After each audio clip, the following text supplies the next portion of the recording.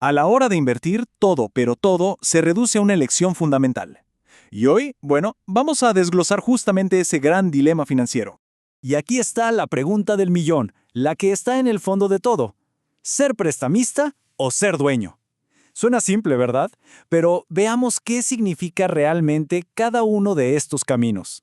Para entenderlo bien, vamos a plantearlo como una historia, una de dos fuerzas opuestas. Veremos cómo chocan, cómo se enfrentan y, lo más interesante, la forma tan sorprendente en que, al final, se necesitan la una a la otra. Ok, entremos en materia. ¿Cuál es ese conflicto central, ese gran dilema? Pues es una batalla que todos conocemos, la de la seguridad contra el crecimiento. Siempre es esa disyuntiva. Y en esta historia vamos a conocer a nuestro primer personaje. En esta esquina, el prestamista. Pensemos en él como el personaje confiable, el previsible. Hablemos de la renta fija. Miren, en esencia es un contrato de deuda. O sea, cuando se invierte en renta fija, lo que se está haciendo es prestarle dinero a alguien, ya sea un gobierno o una empresa. Te conviertes básicamente en su acreedor como si fueras un pequeño banco. El mecanismo es súper directo, ¿eh? Primero, se pone el capital. Segundo, a cambio, se recibe una promesa. Te lo devuelvo en esta fecha. Y tercero, mientras esperas, te van pagando intereses, los famosos cupones. Es así de claro, sin grandes sorpresas. Entonces, ¿qué es lo más importante de todo esto? La seguridad. Sin duda, el flujo de dinero es predecible y ojo, en caso de que la empresa o el gobierno tengan problemas, los prestamistas tienen prioridad para cobrar. Por eso se considera una apuesta más segura, sobre todo si le prestas, por ejemplo, a un gobierno sólido. Bueno, ya conocimos al personaje seguro. Ahora pasemos al otro lado de la moneda. Conozcamos al segundo contendiente, el socio. Este es, bueno, más ambicioso pero también mucho más volátil. Y aquí, la mentalidad es totalmente distinta. Con la renta variable no se está prestando dinero, para nada. Se está comprando un pedacito de un negocio. Uno se convierte en socio, en accionista. Es ser parte del juego. El mecanismo es diferente, claro. Primero, se invierte comprando acciones, así uno se vuelve copropietario. Segundo, el retorno, bueno, eso depende al 100% de cómo le vaya a la empresa. Y tercero, la ganancia viene si el precio de la acción sube o si la empresa decide repartir dividendos. Pero aquí no hay promesas, todo depende del desempeño. Entonces, las características claves son evidentes. ¿Hay mayor riesgo? Por supuesto, no hay retornos garantizados. Pero, y este es el gran pero, el potencial de crecimiento puede ser exponencial. Eso sí, hay que saber que, si la empresa quiebra, los accionistas son los últimos en la fila para cobrar. Es el clásico alto riesgo, alta recompensa.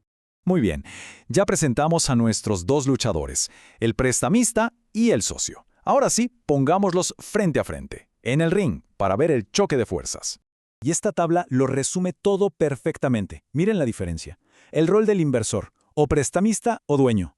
El riesgo, de bajo a moderado por un lado, alto por el otro.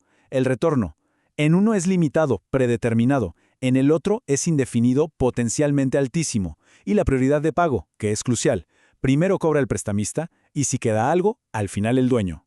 Después de ver este enfrentamiento, la pregunta lógica sería, entonces, ¿cuál elijo? Pero ¿saben qué? Quizás esa no es la pregunta correcta.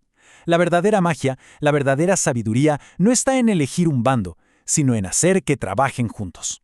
Es que no se trata de una competencia, sino de construir un portafolio equilibrado. El objetivo no es que gane la renta fija o la renta variable. El objetivo es que ambos, en equipo, ayuden a alcanzar las metas financieras. Pensemos, por ejemplo, en un perfil conservador. Alguien que dice, mi prioridad es proteger lo que tengo. Bueno, para esa persona, el portafolio se va a inclinar mucho más hacia la renta fija, buscando esa estabilidad. Ahora, el caso opuesto. Un perfil agresivo. Alguien que busca maximizar el crecimiento, pensando en el largo plazo.